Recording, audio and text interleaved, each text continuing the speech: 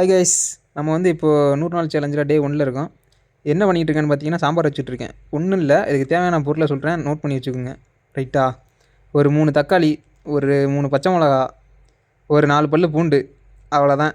ஒன்றும் இல்லை, இதை மட்டும் வெட்டி வச்சுட்டு ஒரு 1/2 கிளாஸ் பருப்பு, சாம்பார் பருப்பு இருக்குல்ல, அந்த பருப்புனாலும் சரி, எந்த பருப்புனாலும் சொல்லி அதில் உள்ளே போட்டுருங்க. போட்டுட்டு எவ்வளோக்கு உங்களுக்கு குழம்பு வேணுமோ அந்தளவுக்கு தண்ணி ஊற்றி வச்சுக்கோங்க. அதுக்கப்புறம் கொஞ்சம் கையில் கிடைக்கிற எந்த பொடினாலும் சரி அப்படியே போட்டு விடலாம். மஞ்சள் பொடி கொஞ்சம், சாம்பார் பொடி கொஞ்சம், இதில் நான் மிளகா பொடியெல்லாம் போடுவேன். உங்களுக்கு என்ன பொடி வேணுமோ போட்டுக்குங்க. ஓகேவா? அளவு வந்து நீங்கள் எவ்வளோ போடுறீங்களோ அதான் அளவு. ஏன்னா எவன் சாப்பிட போடுறதுல நம்ம தான் சாப்பிட போகிறோம். ஓகே, 100 நாள் 100 வீடியோ போடுவோமா அப்படின்னு சொல்லி சத்தியமாக தெரில. இருந்தாலும் டியூட்டி போய்ட்டு தான் சமைச்சிக்கிட்டு இருக்கேன். இதே மாதிரி ஏதாச்சும் ஒரு வீடியோ இறக்கி விட்ருவேன். அதனால் சப்ஸ்கிரைப் பண்ணி வச்சுக்கோங்க. ஒரு 4 விசில் விட்டு எடுத்துக்கோங்க. 4 to ஒரு 5 விசில் எடுத்துக்கோங்க. அதுக்கப்புறமா ஒரு சட்டியில் எண்ணெய் ஊற்றிட்டு சீரகம் இந்த கடுகுலந்து போட்டுக்கோங்க.